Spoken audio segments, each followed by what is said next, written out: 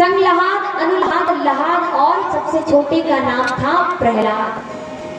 जो प्रहलाद जी महाराज थे भगवान के बड़े भक्त हुए थे, भगवान के भारी भक्त।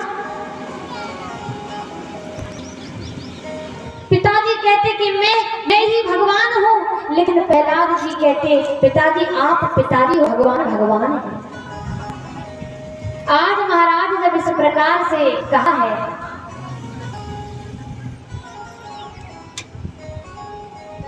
तो जो हिरण्यकश्यप था, उस हिरण्यकश्यप ने अपने पुत्र प्रहलाद को राजमहल के बाहर एक पाठशाला चला करती थी।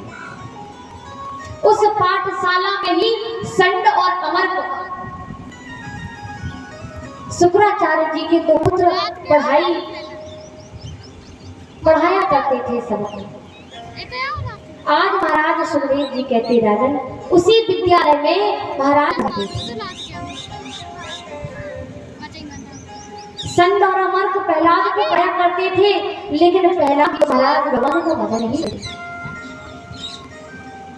एक दिन हिरण्यकश्यप आया, हिरण्यकश्यप ने प्रहलाद जी से कहा, अरे प्रहलाद तूने आज तक कितना का ग्रहण किया है? तो महाराज प्रहलाद जी ने जैसे ही प्रहलाद जी से हिरण्यकश्यप ने पूछा तो महाराज हिरण्यकश्यप कहते हैं, प्रहलाद जी ने कहा पिताजी आज तक मैंने केवल 9 विद्याएं ही सीखी हैं। और वो क्या है? बोले महाराज आज तक मैंने नवधा भक्ति ही सीखी है। प्रथम भगति संतन कर संगा, दूसरी रति मम कथा प्रसंगा। आज तक मैंने नवधा भक्ति को सीखा है। जब तक हमारे भगवान ने हमें वाणी दी है, इस वाणी से भगवान का नाम स्मरण नहीं करेंगे तब तक यह वाणी का कोई ही लाभ नहीं है। इसलिए इस वाणी से, इस मुख से भगवान का नाम लेना चाहिए।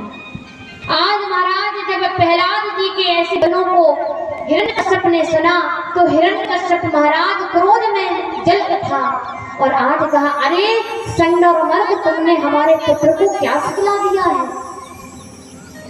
ये तो नारायण का भजन करता है। मैंने बताया था कि ऐसी विद्या पढ़ा रहा है कि ये मुझको ही भगवान समझे, लेकिन ये तो नारायण को भज रहा है।